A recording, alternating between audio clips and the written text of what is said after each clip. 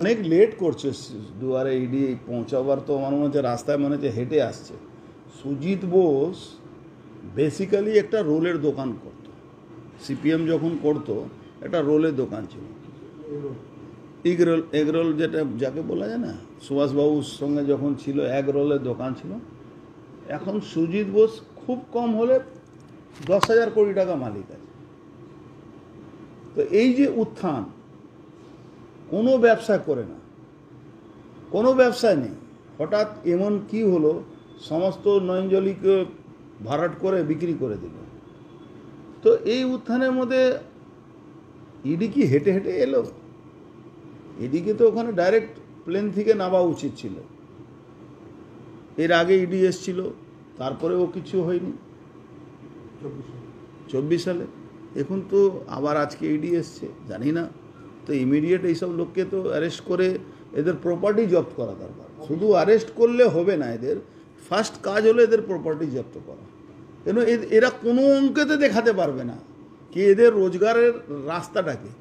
মানে কারো 10% রোজগার বাড়ে, কারো 20% বাড়ে, এর 1000% রোজগার বেড়েছে। ওর দুর্নীতির মামলায় তদন্ত চলছে। ওর সবার যখন ও ভাইস চেয়ারম্যান ছিল তখন ও এদিকে কামারহাটি ওই মদন মিত্র এরা একটা নেক্সেস ছিল, পার্থভৌমিকের নেক্সেসটাই পুরো চাকরিটাকে বিক্রি করেছিল। স্কুলের চাকরি, পৌরসভা চাকরি, এগুলো এরাই বিক্রি করেছে। তো এদের এখন পর্যন্ত অ্যারেস্ট হয়নি। এটাই নিয়ে অনেক মানুষের মতন আমারও প্রশ্ন। আমার মনে হচ্ছে কিছু হওয়ার কথা দেখুন হবে। বলছি 1200 কোটি টাকা স্ক্যাম হয়েছে। 1200 কোটি টাকা কিছু নেই। আমি বলছি যেরকম পুকুর ভরাট, নয়নজলি ভরাট করে, যেভাবে ও জমি বিক্রি করে, এই পৌর নিয়োগে দুর্নীতি করে, স্কুলের দুর্নীতি, এইসব নিয়ে হাজার হাজার কোটি টাকা ওর দুর্নীতি আছে। বলছি যে বললেন হেঁটে আসছে কেন সিডিটি? আমি জানি না, বন্ধু গাড়ি খারাপ হয়ে যেতে পারে।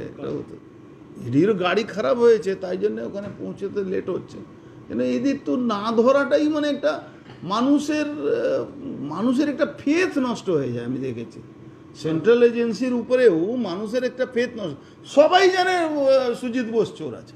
আপনি ওই এলাকার যে কোনো লোককে জিজ্ঞেস করবেন, একটা লোক এগরোল থেকে কি করে হাজার হাজার কোটি টাকা মালিক, একটা পরিবার সিমেন্ট বালি বিক্রি করে কি করে হাজার হাজার কোটি টাকা বিদেশে তাদের পয়সা জমা হচ্ছে। অভিষেক ব্যানার্জি, মমতা ব্যানার্জি ফ্যামিলি হাজার হাজার কোটি টাকা কী করে রোজগার করবে মাত্র সরকার আসার জন্যে।